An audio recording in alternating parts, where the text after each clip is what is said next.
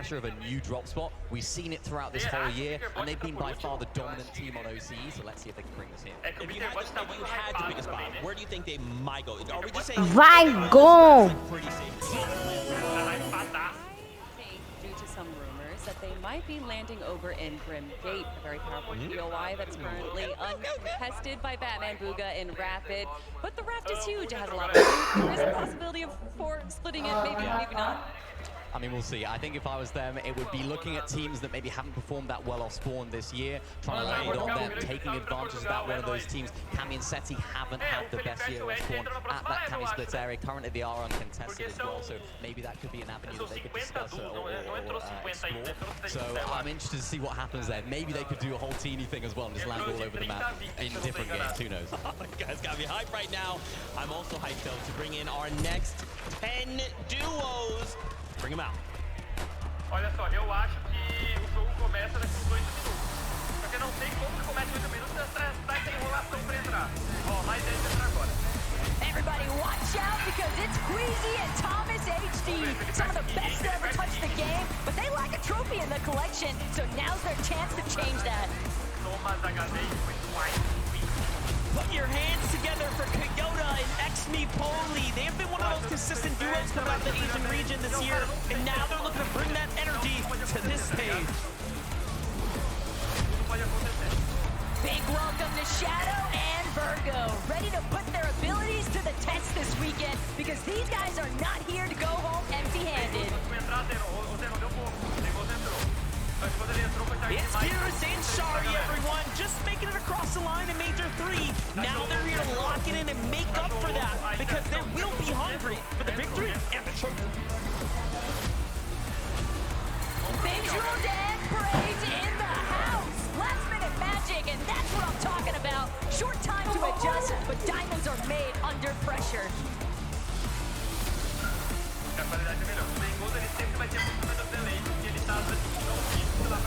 And here's Angels and Rise. Experience is often a key at these types of events, and these guys do not lack it at all. They have to put in work this weekend to see how far it can take them. Give it up for Janice and Pixie. This is what you get from mixing experience and talent. Coming together for Major 3 paid off big time, and now they're prepared to take it all the way. Coming in hot is Ed and Persa. Always on top of the leaderboards in Brazil, and now they even took that championship at Major 2. Can they... Brasil! Coming out of OCE, it's Damo and Resides. Top for OC is 1 feat of strength, but now it's time to take it to the next level. Global is a different beast. Bem legal, quero ver se de fato isso vai acontecer. It's Peterbot, it's Boyo, make some noise for Word. Chapter 5 has been built with back-to-back championships. Now they're looking to keep that streak continuing. Felipe também entrar já. Mr. Savage não vem entrando. É que o Mr. Savage é muito hypado, acho que ele já por último. Galera, preparem pro Felipe, pessoal. Prepara pro Felipe, pessoal. I don't know how much more my heart can take. We've got another 10 duos here, but let's take a moment to talk about these 10 that came out. I wanted to highlight Asia here, specifically Kyoto and Mapoli. These guys are widely regarded as the best team in Asia, and now everyone else is looking to have to deal with them. How do we deal with that? I mean, we were looking at Spectrum Cassie just a few minutes ago, and literally the same placements over the 3 majors, second in Major 1, third in Major 2, and first place champion title in Major 3. And honestly, I am so excited to watch this duo. They have been competing in Fortnite for a very long time, Mapoli since 2019 Winter Royale. Yeah, these guys have been by far the best Asia team this year. They've been so consistent. I'm interested to see what they're going to do today. They're landing at the north side of the map by that sort of island area. I think what we've seen from some of the Asia scrims as well is what we think is going to happen. They're going to land on that mainland area, try and third party that Rebels Bruce fight, get some early storm surge damage, and then play the game out as they like to. And the way that they like to is very low ground heavy, very consistent, not crazy amount of eliminations in mid game, but in end game, that's where they thrive. So I'm expecting a lot of consistency. They got no shoes, but 2 left. What's this? I got my notes here. It says, Queasy, Thomas, HD, they're pretty good. They're pretty all right. Yeah, a lot of people say really good. I mean, Queasy getting second place in the Invitational with Vena way back when, and then of course Thomas HD, the best to never win a title, literally missing out on first place by 1 point. I mean, and that was 2 years in a row as well. Major 1 this year, missed out by 1 point. Major 1 last year, another point. So it's so unfortunate for him. This could be a really good opportunity for them. They're finally uncontested. I feel like Thomas is always contested when it comes to lands, and it's really troublesome for him. But I'm interested to see what they can do. They're landing at the south side of the map, the sort of southeast area, that small building just to the east of the map. I'm interested to see what they can do because Thomas HD is just so good with that pistol. I was speaking to him, he was saying, yeah, we're gonna be carrying one of those pistols, and I was like, yeah, mate, I hope you're carrying that pistol because that's your job in this duo. Por que você não foi para os Estados Unidos? Galera, já falei, é porque é muito ruim fazer live quando tu viaja. A estrutura nunca fica tão boa. We've only got one thing left to do, and that is introduce the 10 remaining duos to Dickies Arena. Y'all better make some noise! Dá muito medo, mano, porque normalmente quando a gente é convidado pra fazer live nos Estados Unidos, cara, a live nunca fica legal, mano, sempre fica ruim de qualidade. Então, legal. Time to get loud because Rico and Brixie are here. After displaying their dominance in EU Major 3, now they're ready to keep that momentum going and add a trophy to the collection. Let's take a look at Asia's powerhouse, Zaku and Shadow. It isn't easy being on top, and consistency will be key for this duo to make their regions proud. Bryce and Bolt are in the house. These guys are not new to the global stage, but the question now is how far can they make it together? They are back! Malabuka and Mustache coming back together as a duo this year and taking home an FNCS championship was huge for their region. All the way from ME, it's Cal and Haman. Okay. These guys have been at the top of their region for several seasons, so the confidence is there, but it's showtime now on the global stage. Quais são as expectativas? Nenhuma, mano. Não dá pra ter expectativa, gente. É muita coisa que pode acontecer. Não dá pra falar que... Let's welcome Paper and Victor V! Winning the region's hearts in Major 3 and making it all the way to the biggest stage of the world is not a simple feat, and now it's showtime! It's the Kings of South America, King and Phaser. They started the year in EU, but Brazil called them home, and now they're here at the Global Championship, ready to pop off. You know who this is! It's Kanata and Cooper! An absolutely lethal duo! We can't see what the reigning champion can do! Felipe já falou que ele não fica nervoso no campeonato.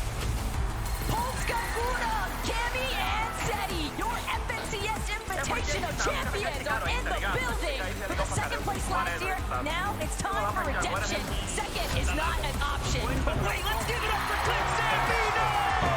This is what happens when you combine the best of NA and EU. This is a powerhouse team. They have one thing on their mind, and that's success. É o King pro Argentina! King e Phaser! Ó, os moleques são gente boa, tá? Os moleques são gente boa. Dickies Arena, I Go! compete!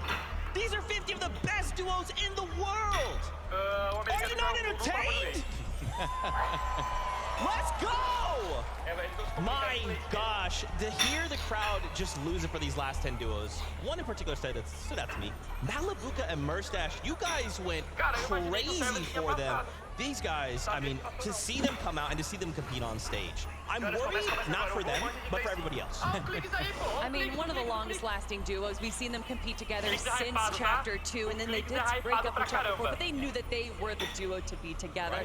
Bringing it back together in Chapter 5, and then getting that first place in Major 1. Yeah, it's so good for these guys. They've had a really solid year overall. First, 6th, and 4th. I think it's kind of gone under the radar a little bit because they are so good. I'm expecting big things from this duo. I was speaking to Mustache as well. Of course, they're landing at that restored reels area. I said, Mustache, are you a little bit concerned about being contested? He said, I feel like we're better off being contested by Alex and Worthy. No Texas. I feel like they can É do Fortnite, é a Copa. Get those storm surge tanks early, and then when it comes to late game, they've kind of evolved their strategy a lot.